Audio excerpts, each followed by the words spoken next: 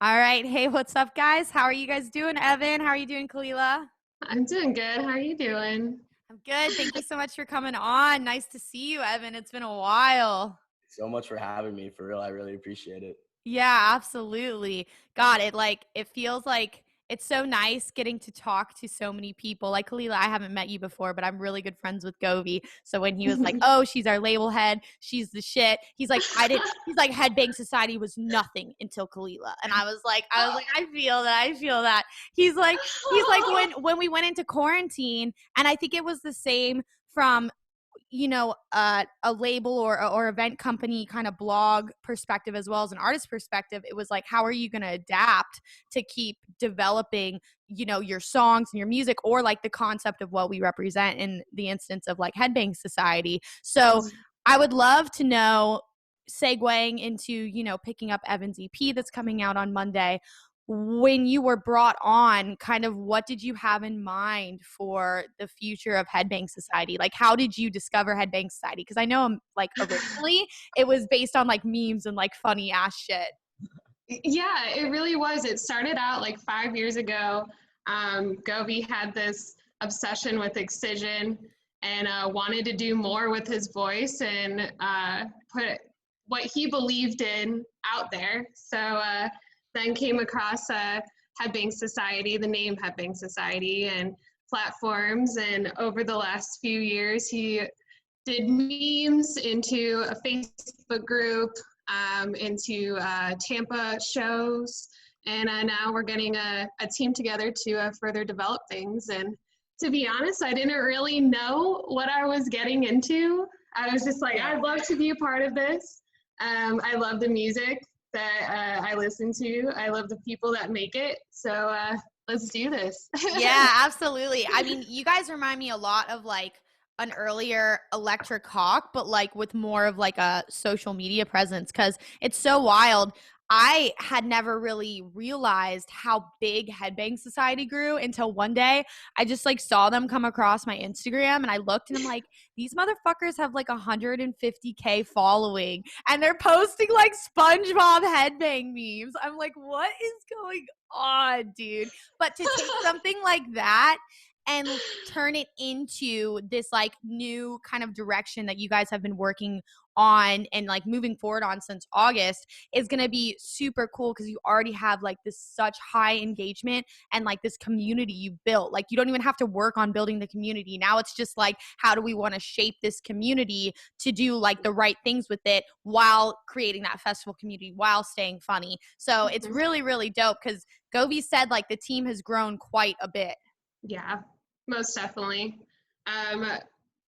We just took on Noah, who's our PR director. So I work hands mostly with Noah with HBS. And then we're also trying to develop a sister label as well with Jay Headspace Sessions. So it's just, honestly, there's so many projects and ideas that we're just going for. Yeah, absolutely. You know? I mean, that's the only way to really move forward with it, is just to have this, because it's kind of crazy, and you can kind of elaborate on this if you want, Evan, that as like an artist, you do so much of it alone. And then like when you have these other collaborators, whether it's a songwriter, whether it's another producer you're working with, I always say like the best things do come out of like collaborations and having just more opinion than one person's opinion or your manager's take or X, Y, and Z, because you can create just such a better product, because, depending on the people's skill set and X, Y, and Z, the ideas and the concepts and the writing that can come from it is just like outworldly when you're not just doing it alone. And I mean, have you ever collaborated with someone where you're like, damn, like this was sick because we brought our two skill sets together and we were like, hey, maybe this doesn't work, let's try this. And you're like, damn. Yeah, no, like 100%. We just put out a collab with Hallucinate, and that was like a super dope opportunity. I really want to work with for a long time, and I was like, yo, do you want to make we were kind of trying to make like a 75 BPM, just like regular old bass track. And then I was like, I kind of just wrote this like funky little guitar riff that's like 90 BPM. It's a little different if you want to hop on that. And he was like, yeah. And I was like, all right, let's run it. And it ended up being something dope. And like, I learned a lot. I love collaborating with people because it's like a great opportunity to learn. Everyone has completely different processes on how they get to the end of a song. Mm-hmm. And like, getting some insight onto how someone gets from point A to point B versus how you do that is like a huge help. I think it's like you learn so much when you collaborate with other people. Like there's very few times where I've collaborated with someone where I haven't walked away and been like, oh, I'm going to use that technique in my writing for the rest of my life until, I kind of build on that. But Hallucinate is the shit. Holly is the shit. And speaking of that, like congratulations on your subsidiary release. I totally forgot about that this week. Such a huge week for you guys. I mean, how did that feel when you were like, oh, hey, it got signed to subsidiary? I know they're picking up like a lot of underground people, but it's so cool to kind of have this huge platform, kind of like, Headbang Society and like a different connotation, to just like release your music on for all these people who have no idea who the fuck you are. For sure. Yeah. No, it's a huge help. It was honestly like totally unexpected too. Cause like, I don't know. I think we all know Excision's like a little heavier and like this track is probably like the least heavy track either of us has ever made. So it was just like, oh wow. Okay. Yeah. Crazy. No, that's fucking wild. And like looking at the compilations too, he's really done a lot of stuff. And it's like saying where you guys are starting to like have a sister label that's developing. And I look at like Wakan too with the new side label, and they're these different like genre bending labels that are opening these platforms. And I thought it was just very cool with Subsidia because you just never know what you're going to get, because it's like one day it's going to be like future based, the next day it's going to be like literally wonky like 90 BPM shit, and then like the day after that it's like a double drop. So I think that's like really sick, and that's what you guys have done with Headbang Society as well, where you've taken in, obviously mostly bass music, but it's like different subgenres of bass music. And then you have like your mix series where you have a bunch of different guys. Like I know you just had Plasmon, who's like a good friend of mine, and like all of these up and coming producers. So like when you kind of took over as like a label head, did you have your eyes on certain people, or were you guys like just getting so many submissions? I had eyes on people, and then I started getting submissions from people I've never even heard of. And that was what really intrigued me. And to be honest, like with Evan's submission too, it was so refreshing because he literally includes so many different elements and genres, subgenres. And that's what I really go for when I'm reviewing submissions too, to be honest, is if like you have that crazy incorporation of all these different subgenres in 3 tracks, it would seriously blows my mind. So to be honest, we have eyes on people, and then some other people just kind of swoop in and grab my attention. So yeah, absolutely. I feel like that's something that Evan has always done. It's really hard to continue to be like unique, like after like one release after the other release after the other. And the fact, I feel like the future of like where our music is going is to like live presentation mixed with like production and mixed with DJing, just because we've seen it from like all of the very big guys, like whether it's like Black Tiger, Sex Machine, or Flume, or even like going all the way back to like Daft Punk. Like those guys have always held kind of like that upper echelon, and I'm seeing people like more than ever start to do these like little kind of stamps that they have on their music style wise. And I feel like Evan has always like embodied that very like much so from day one. So it's really cool that he's starting to like get the recognition that like you deserve and all of that stuff. And you've had just like some big support, like Blunts and Blondes like opened with your track at like the EDC Rave-a-thon thing. And I mean, it must feel pretty cool to like finally be like, okay, people are like hopping on board. It's actually such a weird feeling. Like, I don't know, like people who like just listen to music don't really see like how many years it takes for this all to come together. Oh my God. Yeah. Like sending music to like labels like that and stuff like that, and like never really get like any great feedback. And then like one day after like 3.5 years to just get feedback like that, or to like wake up and see someone who like inspired you like playing your track in their set. It's literally so overwhelming that like I still haven't processed any of it, and it's kind of just there. It just like happened. No, but it's so sick. Just let it happen. No, definitely. And like I just feel like it probably, I like look at you, I like look at people like Swarm, people who you guys have like embodied your style, and it has to just inspire you to like keep pushing forward and like keep going, because it's like I did the same thing with my voice. Like I was so scared to put my voice in so much shit for like a really long time, and now it's in everything, and now it's like that's the reason why people know it's me, just like people know it's you when they hear the guitar. They, you know, you have the same style, but like your kind of niche is that guitar, and it's like Swarm's kind of niche is like his, you know, his dark branding, his dark overtones. And I think the more that you see artists start to take those things, the more they're just going to kind of continue to climb up in the ranks, because there's just so many artists now, even throughout quarantine, that is just making stuff that like sounds exactly the same. Like you can't tell from one song to the next who it is. You know, it could be interchangeable. Like there's so many keys that there's only so many keys that you write dubstep in, and then like you're sitting between like 140 and 150, and you're like, holy shit, every single song sounds the same. So having that staple is like definitely important. And is that kind of something, like walk us through the process of like when you were ready to write an EP. Are these just 3 songs that you felt would fit together, or did you cohesively say, okay, I'm going to write this EP, I'm going to make it flow one to the next? Yeah, no, I like always kind of plan projects like this. Like this one, I don't think went as much into planning as the last one. I think I wrote about 4 or 5 songs for this one, and then I like ended up narrowing it down to like the 3 that I liked. But they were also made in like super different time frames, because like I feel like about a year and a half ago, I was definitely not making music at like the rate I am now. Like I would spend probably like a month on a track, whereas now it's like a week and a half. So like they were made much more spread out.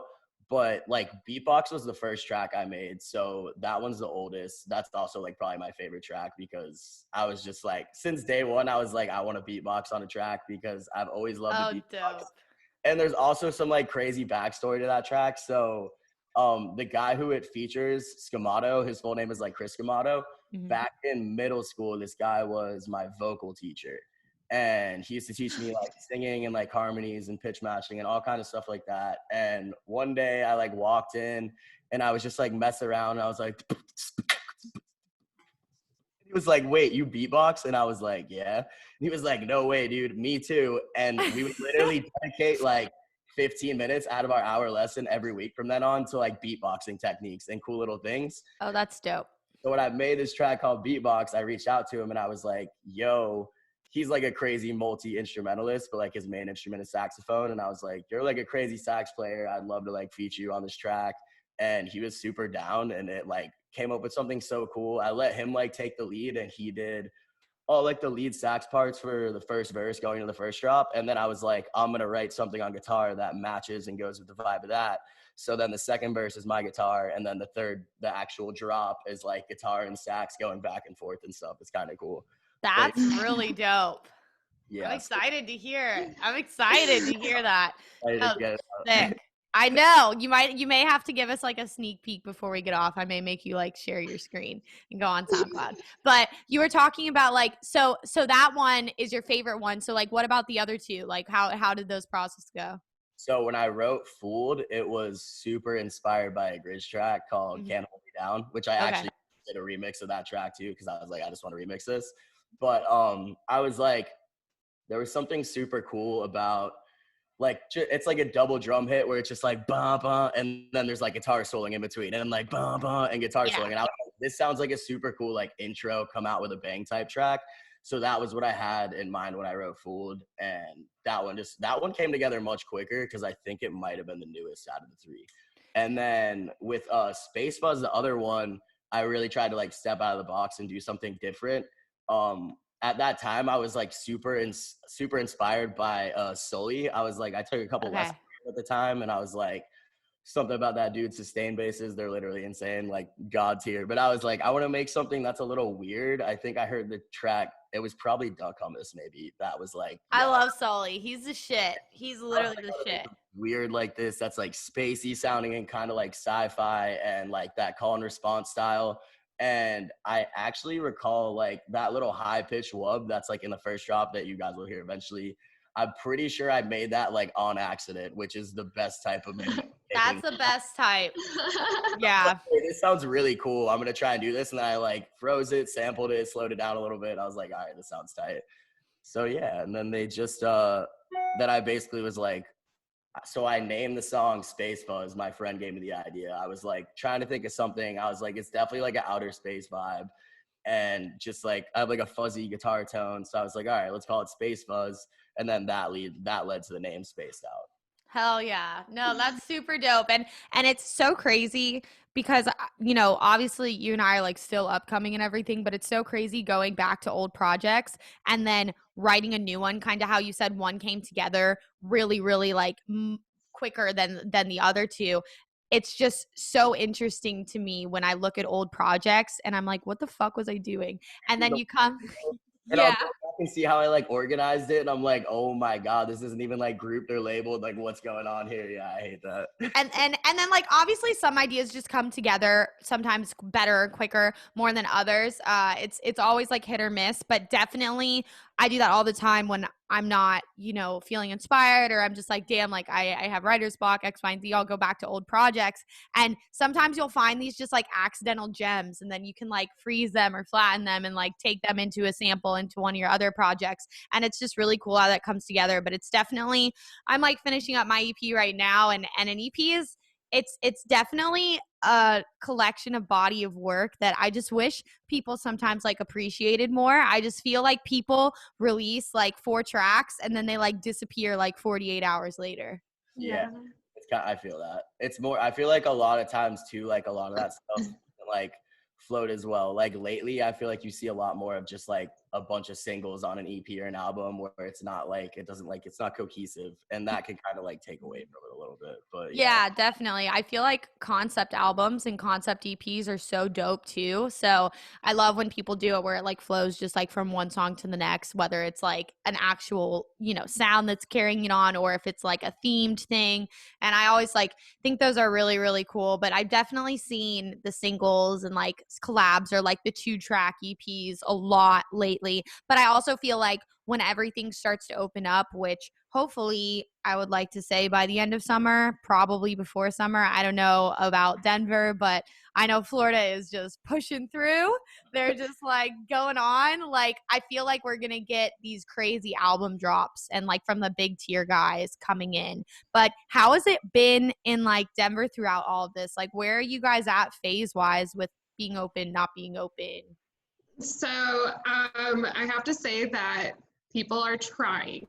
Yeah. Trying to be open. Everything's very limited capacity.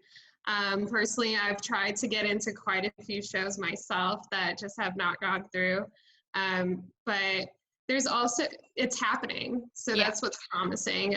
There's also venues that are doing really well, sticking to the COVID guidelines that are definitely still booking up until past May, I think, as of right now. And then Red Rocks is also open. I've heard Black Box is doing really good with the whole social distance. Oh yeah, I saw They're that. doing amazing. I cannot wait to get into or snag a table sometime soon though. It's, you just have to be on point with getting tickets and it's just about the capacity thing really. But I think that everybody's managing very well considering the limitations. So I think as of right now, it's just kind of a hit or miss and to see where things go in the next few months. But things seem promising, to be honest. Which is like good because I feel like for the first time ever, it like you kind of see that like light at the end of the tunnel if you're in if you were in one of the states that like has been closed a lot. And you guys definitely have been. But the biggest thing I've definitely seen is like Red Rocks, and like Red Rocks is definitely like ramping up to have their summer events and have activity. They're the perfect venue to do it at, especially if they like close off one row, open one row, close off one row, or do like kind of pod seating like in the theater kind of arrangement. It's totally doable.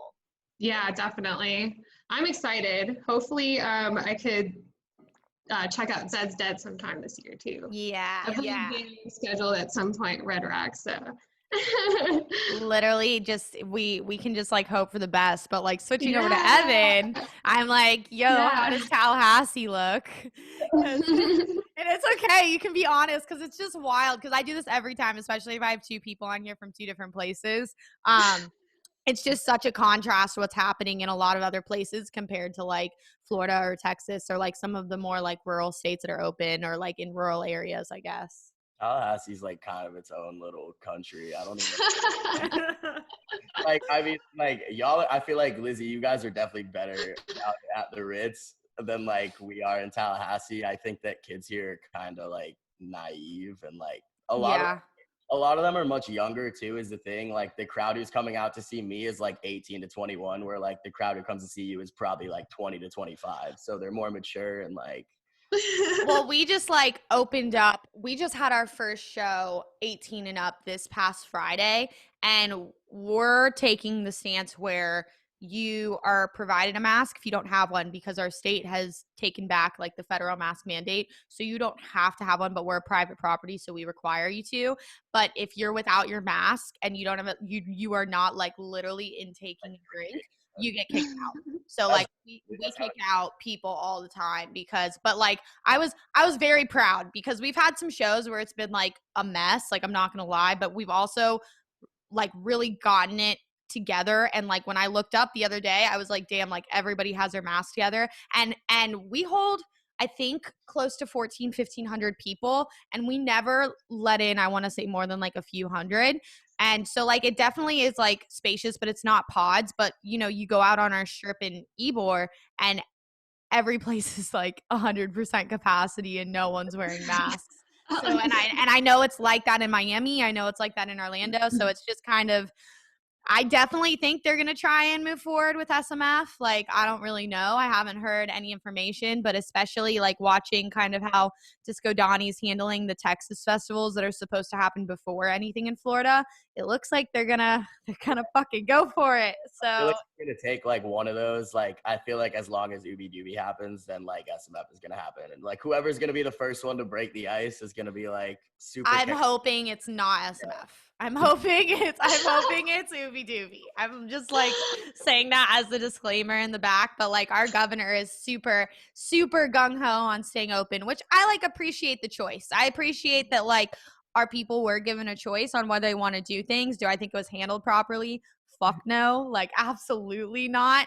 But you would just hope if they moved up the date. Biden like made a statement the other day where they expect to have enough vaccinations for every adult by May and then 600 million by July. And if we can get to that point and people are in said states that are going to have the events, have the accessibility to get the vaccine if they want to get it, like there are lines at Publix at every morning. I think our country's at like 12% or 13% now vaccinated. So as long as we just keep pumping, I think we're going to be in a good position, but it'll definitely be up to places like Denver and like New York and Chicago to see really when everything starts to open. Mm-hmm. I don't know. It's definitely like a hell of a conversation. I just think of EDM Twitter every time I bring up COVID. That's literally all I think about. But it's like, but you're like dying.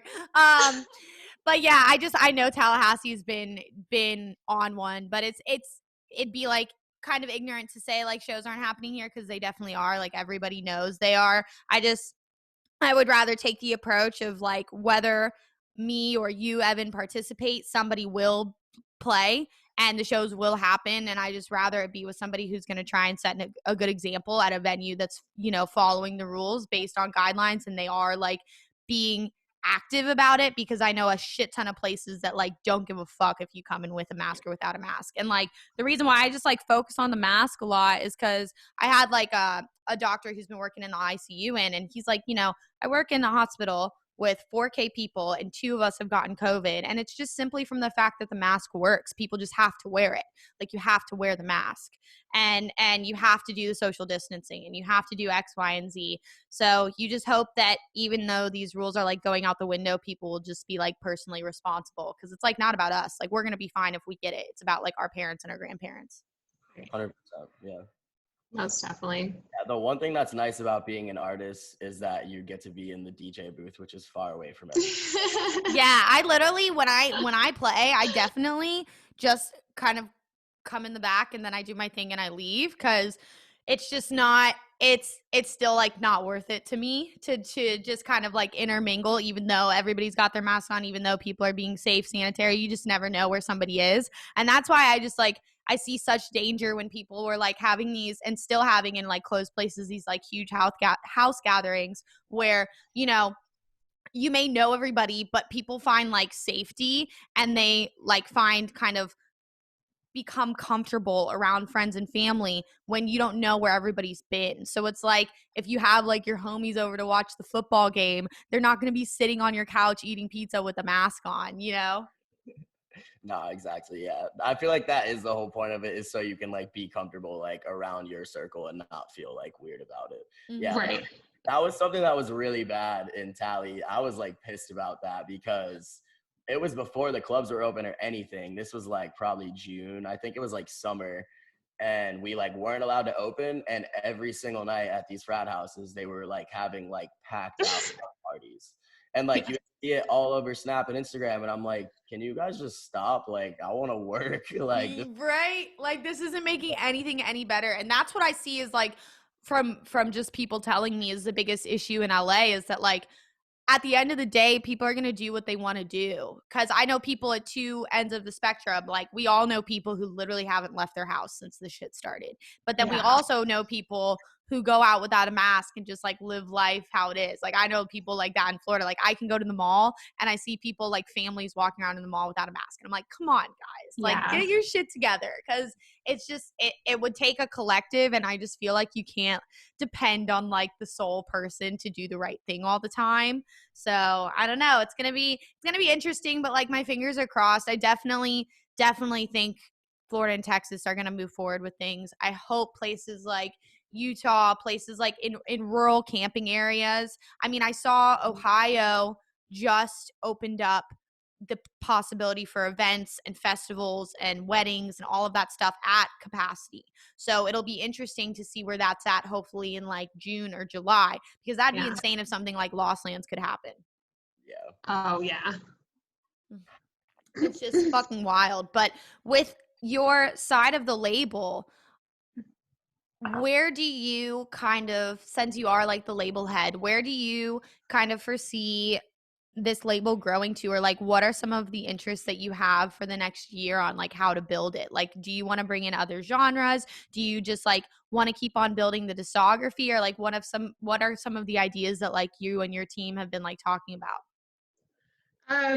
In terms of growth, I mean, we just want to keep putting people out there to the best of our ability. So I guess we're looking at how can we do that? And starting with, I guess, a little bit of organization and communication. But in terms of like the next year, we want to do a lot more shows. I know we just talked about COVID being a thing, but we just want to see what we can do to get everybody else out there. So, absolutely. And I know Gobi was saying stuff about like festival takeovers too, like where you guys have like a curated stage. And recently we just got on Sunday Swerve. We also did an artist showcase over the last week as well. And doing live streams is a huge focus for us as well. What else? But to be honest, we're just kind of cruising. Yeah, absolutely. What's working and what doesn't work. And it's just all about improvement. It's all about like experimentation. And I just feel like that's the same when it comes to like making music or anything in this field, is there's no like A to Z step. It's kind of like trial and error and seeing what works and all the stuff. Cause like Evan, you've been doing this for like a fucking minute, right? I've been DJing for like 4.5 years. I've been producing for like almost 3. Like the first year was more like future bass, and then I kind of like collabed a lot with people and figured out like more so how my ways around Ableton, and then I guess made my genre from there. But yeah, it takes a minute. It's a lot of experimentation. There's definitely it's all like formula. It's like it's trial and error. Yeah, I feel like we have like little like habits and like ways that we get to places, but it's never like, oh, 100% this is gonna work. It's a lot of listening and being like, oh no, not that. Maybe try this. All right, maybe try that. And Yeah, it's very much so like that, and just people don't understand how long it takes, like in any, whether you're an artist, like whether you're a blog site, whether you're an event promotion company, it takes so long and like so much consistency to see like an actual viable return. Because it's like at the end of the day, it's like really cool that it's our passion, but we do want to make money off of it, and like we do want it to be our job. And I just feel like there's people who even get to such a high level and they're not making enough money to live off of, and that's something that I feel like people, especially going into quarantine, you know, if you were a DJ that was making 95% of their income from shows and festivals, you had to find other routes of income. And we have such a skill set, no matter what you're doing in our industries, that when you kind of like take a step back and you're like, okay, how can I apply this to another field of audio, to another field of marketing, and figure out like how you can make money. And like that's so many of the producers that I've talked about is like, now they talk about coming back to festivals and touring and all of that stuff. And they're like, I have other revenue streams. So I potentially don't have to be touring 24/7, or I can like pick and choose the offers that I'm getting to just make sure it's like the best look for the brand, the project, X, Y, and Z. And I think that's really, really sick that everybody has kind of been forced to find other ways of income, no matter like where you live. Right.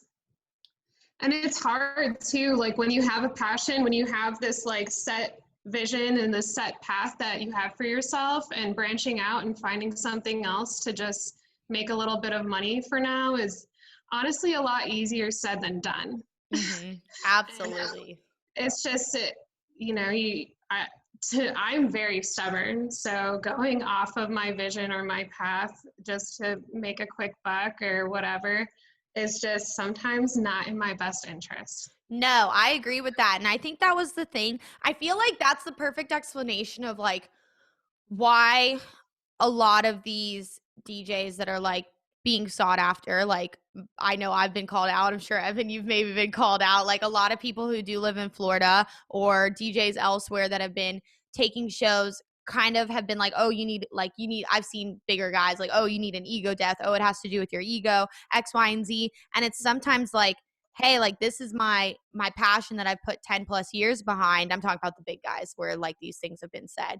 And, you know, maybe getting like a second job or doing something that is going to like inherit my vision, while it may not be looked on, I think, by the majority as like morally right. Like what you just said, like sometimes it's not in like my best interest. Like sometimes it's not going to be personally healthy for me to do this. And that's why I feel like some people have like pushed through and they're like, man, this is what I'm going to do. Like this is all I can do, and this is what I'm going to do. And like I can't, you know, there's some things I agree with, there's some things I don't agree with, but I think that's like a good thing at the back of your mind, because especially now, like more than ever, it's like you do want to check up on your friends and all that stuff. But I know a lot of people like during this time, since just from the industry that we're in, have just had a really hard time mentally, like being alone, being with themselves. And it's like a really big problem if like you're not right with yourself to be able to help anybody else or keep progressing in what you're progressing in. For sure. 100%. Yeah, no, thankfully, I mean, you have a boyfriend too. Thankfully, it's been really nice having a girlfriend through quarantine, because like someone to like hang out with and do stuff with. We got a dog. That's been really nice. I got a dog. I think we all got dogs. Yeah, we all have dogs. What kind of dog do you have? Mine's a pit bull mix. Oh, my mom has a pit bull mix, like a brindle. She's like a yeah. So, and then I have a husky shepherd mix, and then you have a golden. Huge. Yes. Literally, so funny, we're all taking our dogs out before we meet up. Yeah, I was literally like, she's sitting at me. I'm sitting here and I've got the camera on and I'm like, okay, I'm about to let them in. I see you guys there. And she just looks at me and she goes like, she just starts going off the wall, like bouncing with zoomies. And I'm like, holy shit, we need to go outside. Cause she'll just sit here during podcasts sometimes and like push toys underneath my studio desk. And then like, she'll try and like force her body underneath. And if she can't get it, she just sits here. Like you'll see her little ears in some of my YouTube videos and she'll just be like, Mom, get it. What are you doing? Like, there's nothing that's more important than me. And like, I know you have a puppy too, Evan. So like that shit's been crazy, but it's so cool to be able to make music at home. And like, you're giving them like so good of a life, like being able to be at home and be around them all the time. And plus, like, it makes for a really good, like, creative break. Like, I'll make sometimes, like, 2 or 3 hours in a row, and I'm like, all right. And Bubba will come up to me and, like, put his paw on me and, like, tell me he wants attention. I'm like, all right, I'll take, like, a 20, 30-minute break.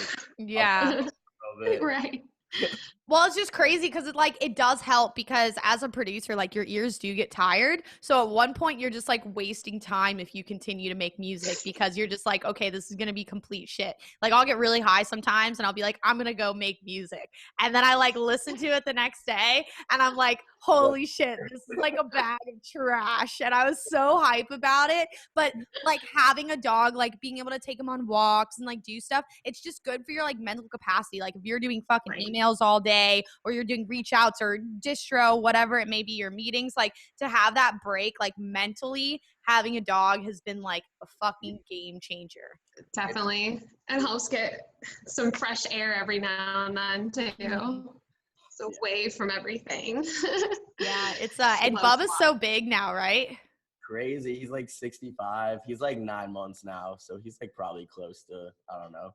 They said he was supposed to be 60, but he still looks like a little baby to me. So I'm like, I feel like he's gonna be like 80. But oh my god, wow, that's a big dog. That's a big dog.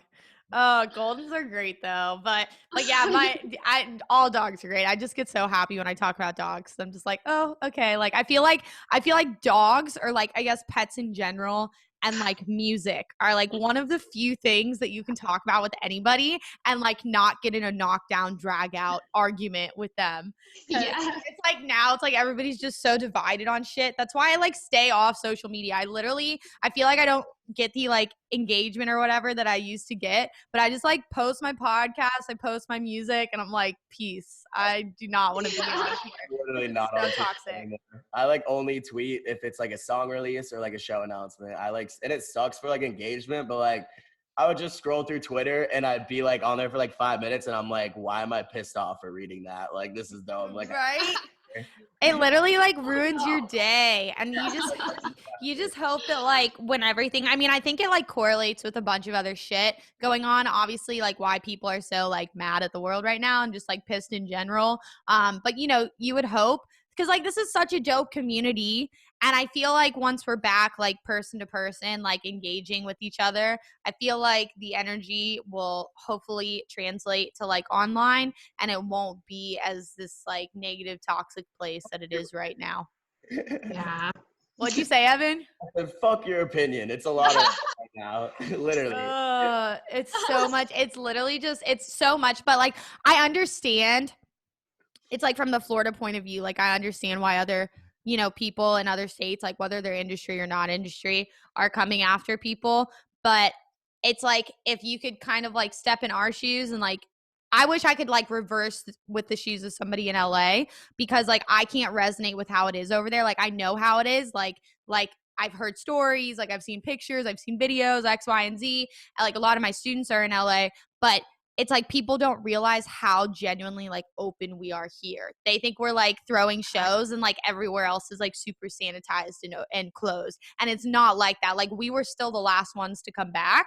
It's just like everybody is just like a free for all. Like our government's just like, hey, we either close down and like everybody's gonna like lose their jobs and not be paid a bunch of stuff, or we're just gonna open and we're gonna pretend it doesn't exist and you guys can like go back to normal life. And like neither of which I think is right, but that's how I feel it's happened because I feel so bad for like some of my friends who lost their job in the music industry. Like you use Insomniacs as an example. Like I don't think they fired. I think they let go 80% of their employees at the beginning of this. And like, that's a huge chunk for how much they've still been doing. That's a huge chunk of people. So it's like, imagine all of these other places, like the talent agencies, like the blogs and the companies like Your EDM, EDM.com. So many of these guys, like literally their percentages were cut in half of employees or even more than that. So I just feel bad for people who have just been like, you know, kind of forced into getting either a job somewhere else or they like haven't been able to find a job and they're just sitting there on employment that's like terrible source of income. You cannot live on unemployment. I don't know. I don't care like who tells you whatever. Like you cannot live like a feasible life on that. So you just hope it'll like get better. I just like have lost hope of like a leadership as like a government, but at the same time, like I will say Biden's doing like a much better job, like clearly communicating with people and having a game plan, actually like having things like set in stone on like when we're expecting all of this to happen. And he's handling COVID first, which is obviously the first thing he should handle. Definitely. And we're a lot more informed the last couple months, I'd say. Yeah. Oh, absolutely. And I mean, so you live in Denver and do you like Denver? Where? I love it here. I just got out here in September. So I was over like just north of West Palm Beach. Oh, okay. And yeah, so when I left, like all the beaches were open, and like you said, like all the restaurants and everything were just like basically like a free for all. So like getting here, I was like, ooh, it's strict. Yeah, literally. When we went to my boyfriend and I went to Vegas in fucking June because we were like, let's just go to a resort. Everything's going to be closed. It doesn't matter. We went to a resort, like a nice ass resort, and we paid like probably 40%, 50% of what you would normally pay to stay there. And we just walked in and we were like, dude, this is a different world here. I was like, the people are like strict about the temperature checks. Like you have to have your mask on, like all of the shit that I did not expect when like coming to Vegas. But yeah, it just kind of elaborates on the fact of like when you went to Denver, you're like, holy fuck, Florida just doesn't give a shit. Like it right. Doesn't. Yeah. I mean, to be honest, even when I'm walking the dog, I'm surprised I do have to put a mask on. Whereas in Florida, I don't see anybody outside with a mask on. No. Yeah. Yeah, so it's definitely been an adjustment, especially with COVID. Yeah. I came out here and like, oh, Denver, I'm gonna straight party, black box, you got your mom's house. And I mean, they have it under control, but wow, I was definitely surprised. Yeah. I was in my element when I got here. Definitely, but it's so worth it. Like that's where my boyfriend and I have talked about moving in like 2 to 3 years would be out either like Colorado Springs or like Boulder area or in Denver, but we're not sure if we want to do like something suburbish or not. But that's the only place I can really like see myself going, especially with like the direction California is kind of going.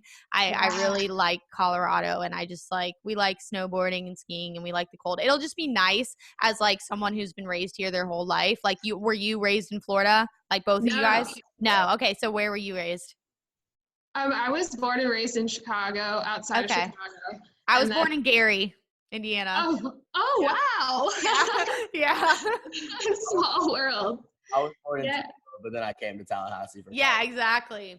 But just like being in Florida for a while, like I'm just ready to experience something else. Like I think change is good, and I feel like that's so exciting that you just got to Denver. And like even though it's like this now, like it's obviously not always going to be like this. And like Denver's just like so fucking cool for like especially bass music. Like I look at like Denver and like Colorado and like Seattle and like some places in Canada, and that's like the bass music like capital.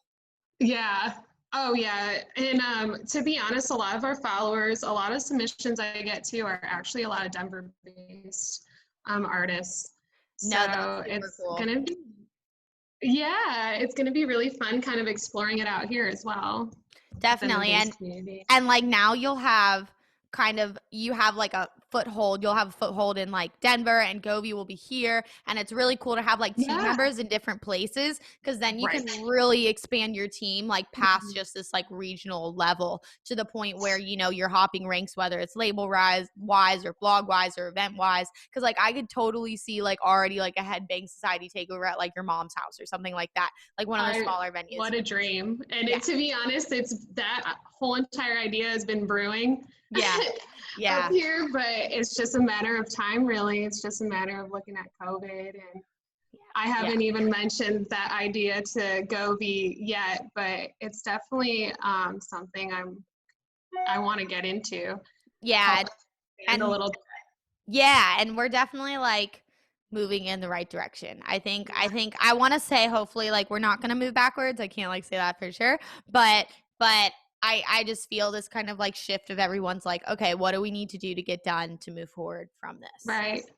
So, And, I'm actually really intrigued. I know we've been talking about shows, but like the whole entire VR aspect of things too. And like yeah, having that experience for those at home. And I think it would be great for exposure, just like for everybody all over the country. absolutely. It's way more interesting than like a live stream, and it like gives you that opportunity to actually connect, I guess, in VR kind of electronically with other people, because I've seen people like Must Die and like kind of niche artists utilizing the VR, and I feel like all it takes is one company to kind of just be like, okay, we're gonna go in on this, and them just kind of go full-fledged VR with an event or like a festival. Like that would be wild. Yeah. I don't know. It would be amazing. Definitely. I don't know. I feel like that would be just insane. But I don't know. It's exciting that your EP is finally coming out on Monday. I mean, it's definitely a long process in the making. I don't know how long would you say you worked on the songs for? Kind of put it all together. I probably started the first track like a year ago. Okay. Yeah, I mean, I probably worked on the music for a good like 4 months, and then another 2 months just like going back and cleaning it. Then we had to get like all the artwork done, so we sent that off to Charles, and he crushed that. Yeah. Yeah. Yes. Yeah, Hell I yeah. love the artwork for this one. He has dope artwork. Charles Rivers, hit him up. He does cool stuff.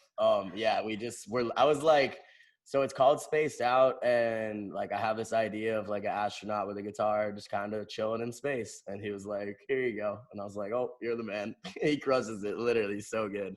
That's fucking dope. Graphic, he does everything. So when you like, since you've been doing it wait, what'd you say?